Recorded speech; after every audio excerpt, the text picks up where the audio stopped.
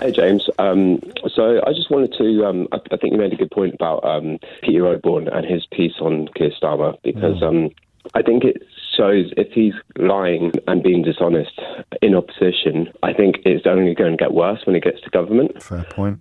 What lies, just for people who don't follow stuff as closely as you, what are you categorising as a lie? So his pledge to bring industries into public ownership, like railways, water, nationalisation and stuff like that, he seems to have abandoned now. And his explanation for that?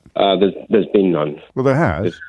Well, okay, tell me. Well, I'm not here to make the point. I'm here to... I'm sure he's got a good reason. I'm not going to tell you what it is, but I'm going to let you try and decide for yourself what reason it is that Keir Starmer's decided to ensure that the people who are keeping him in Rolexes with Labour Party donations are the ones who aren't getting inconvenienced by things like nationalisation policy. But it breaks the fiscal rules, chat. What about the fiscal rules? Sort of ask you your reasoning.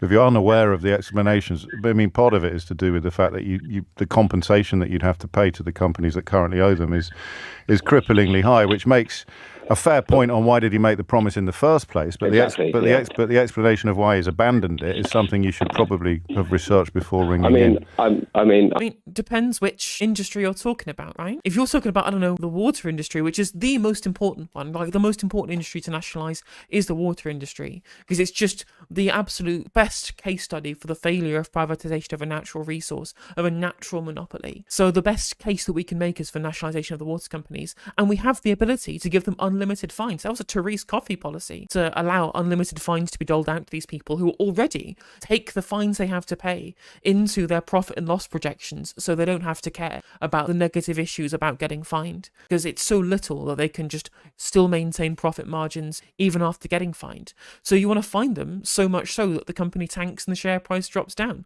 or you can fine them with shares. That's a really good way of trying to nationalise them. That's why instead of doing fines of cash, you fine them with parts of the share portfolio. So if they dump water too much, if they dump sewage too much into the water, they end up just going into public ownership through being fined enough of the share portfolio, which is also another idea I think Matt Brunig was talking about with something else, which I would absolutely be behind. But even so, we have the precedent from Northern Rock that in explicit circumstances like what happened in the financial crisis, or what's happening now with the failures of our water industry, I think there is a reasonable chance that you don't really have to compensate shareholders that much, even if you don't give out exorbitant fines for failures on sewage dumping. I understood he made the economic argument for it, but I think the case remains the same. If you pledge something and then break it, it doesn't really matter what. Oh, it does if you explain. Okay, well, I don't think it's justified, because we can have the argument against whether you believe in public ownership or not. I think it's a strong case for it. It's very popular amongst people. Have you considered that, according to Keir Starmer, the general public is too stupid to know what they want? And really and truly, the best thing that you can do for democracy is ignore what the general public want and do what your paymasters want instead. The emails between the water companies and the Labour head office, and it seems quite clear that they are, I guess, in cahoots. They don't want to bring nationalisation. So that's one point. Let's pick up on that. Rachel Reeves explained, I think, didn't she, not Starmer, that the billions of pounds it would cost to nationalise things in the first instance was just not going to be able to be compatible with their fiscal rules. Again, you can make the point that the fiscal rules are bad. Yes, that's exactly the point I would make. They shouldn't have made the promise in the first place, but then you go back... Oh, no, that's not what I was going to say. You could say that the fiscal rules are something that are self-imposed and do not need to necessarily be followed, when it's something as important as ensuring that our waters aren't full of sewage. That seems like a reasonable position to me. And again, that's before you talk about the fines that can be given out. That's before you're talking about the precedent of Northern Rock. Even before all of this, even just like a normal nationalisation scenario, you can still make that case regardless by saying that the fiscal rules are something that shouldn't be been adhered to in the first place. But even if you want to adhere to the fiscal rules, you can also give them unlimited fines. You can also fine them with shares.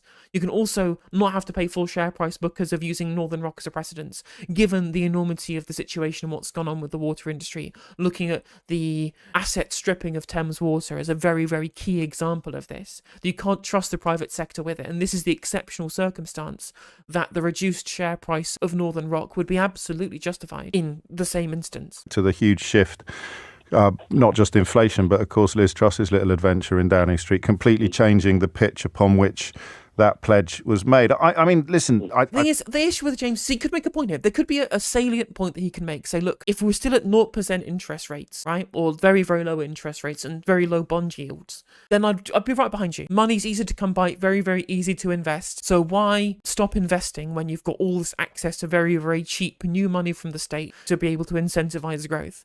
But we're now post-mini budget. We're now post-inflationary impacts. Bond yields are high. Inflation's still higher than it should be. Are you risking further financial insecurity by engaging in fiscal expansion? And that would be an argument that if you were a kind of classical liberal, as far as econ is concerned, you could make that case. I disagree. I think that MMT is the correct framework that we should use, and that especially when you're a sovereign currency issuer like we are, we can run up deficits as much as we want as long as we have the labour and resources to be able to fill that fulfilment. Once we reach full employment and we reach full productive capacity of the economy, then we reach the limit of our level of fiscal expansion. So that's the response that I would give. But James doesn't know either of these arguments. He can't wrap his head round the macroecon to understand how this stuff works. So all he can say is, well, Rachel Reeves said fiscal rules. Well, Keir Starmer said Liz Truss crashed the economy. Just these kind of silly aphorisms that have been bandied about by people on the Labour right as to why we can't have nice things, without actually understanding the economic precepts behind any of this, because he's not there to offer an educated point of view.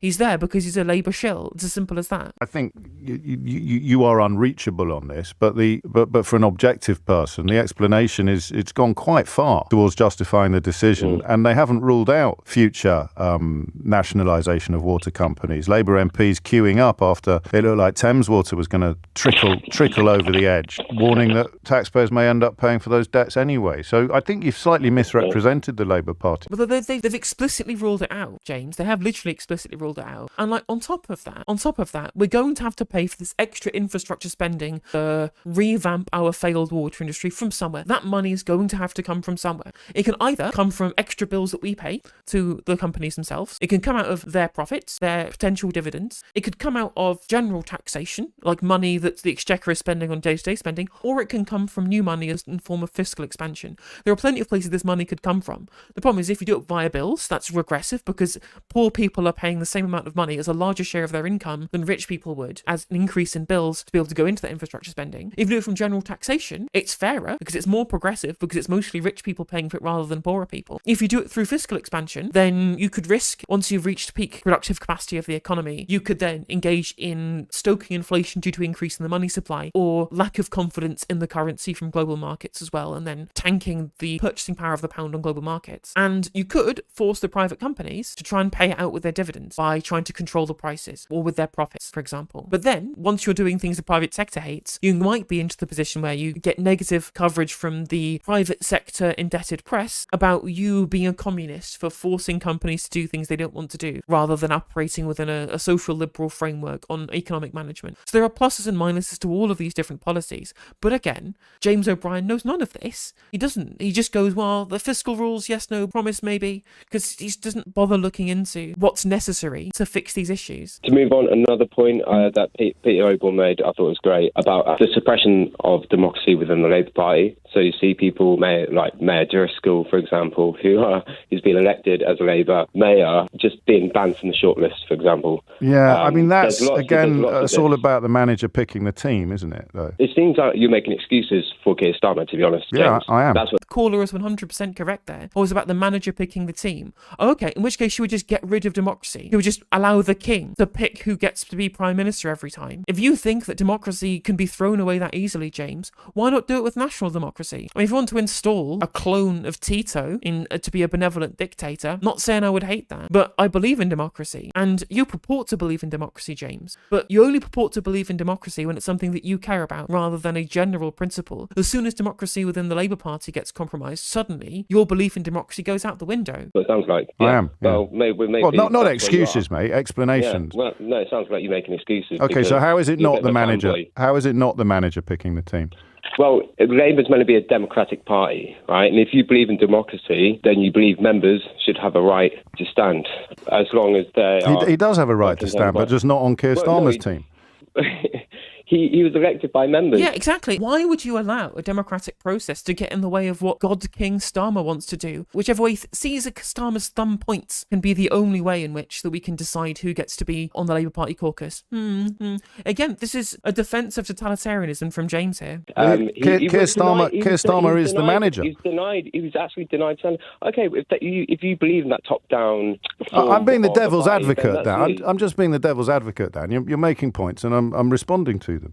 Isn't O'Brien playing devil's advocate? Well, you called it sat-nav in chat, but no, I think he's pretending to play devil's advocate. I think he's literally pretending to play devil's advocate here, specifically because he doesn't want people to be publicly criticising Keir Starmer on his radio show. I mean, I don't think you make. Should we move on to another one? Good. Yeah, okay. Let's move on to another one. Again, brought up by Peter O'Brien. Well, but have you got any of your own thought? Well, I think he can't even engage with any of the points of view. All he can do is deride and say, we should move on to a different thing. Oh, but you don't have any original thoughts. Well, how about, James, you actually engage with the points that are being made, understand the basic level of political education to be able to engage in good faith, rather than just ad hominem your opponent all halfway through the debate we're supposed to be having. It is very kind of public school debate boy club, isn't it? I mean, I think he makes great points, so let's carry on with these. So no, you don't. Well, I do. Okay. Go on then, give me some of yours. Give me some homegrown. But you see how patronising this shit is from James? If Peter O'Brien's points are bad, then you'll be able to debunk them, won't you, James? Own wisdom. How about Keir Starmer's close links with MI5, MI6? Oh, there we go. What's wrong with that? That again, Peter O'Brien. So not you. Because you don't want to talk about that. No, tell me about Keir Starmer's close links with MI5 and MI6, Dan. Well, I think it's a good point when it comes to foreign policy, if you're having a big influence from MI5 and MI6. But what are the links? I can't remember the names, but it's quite... Well, just give me some evidence. Well, what is it? Should we talk about the Trilateral Commission for 5 minutes? Same difference. Talking about live on national radio. Okay, maybe because I think people O'Brien would explain it better. Maybe you can invite him onto your show. But you're here to tell me about these links with MI5 and MI6. So just meeting up with people for dinner. Oh gosh, down with that sort of thing. Well, I do think. So you don't think a future? They just went to dinner to spend time together. They're just good friends. They weren't indeed inviting Keir Starmer out to dinner to try and get favourable terms or expecting ROI or be able to have a dialogue between the two of them to ensure that their interests align. It was just dinner. They just enjoy each other's company. I'm sure that nothing untoward happened whatsoever, James. Prime Minister should communicate with security services. No, not on a personal basis with off the record meetings. No. Right. So what, they should do it all on live television? Again, you sound like you're making excuses, James. No, you sound like you're making a fool of yourself. You sound like you're making a fool of yourself. No, you sound like you're making a fool of yourself. Unironically, yeah, James, you are making a fool of yourself. He's such a political idiot. The fact that this guy uses his platform to try and inform other people when he just knows nothing, when he's just so kind of politically ignorant, and he literally wrote a book about how to be right in a world gone wrong. He's so up his own. What a bellend. I mean, Jeremy Corbyn fan, is it, Dan? Well, I was, but do you know what? There's a surprise. Tell me again about the links with the... Exactly, apparently if you like Corbyn, then that's bad. You can just ignore your opinions if you like Jeremy Corbyn. And this was the point of the derision of the policies of Jeremy Corbyn and these people who supported him.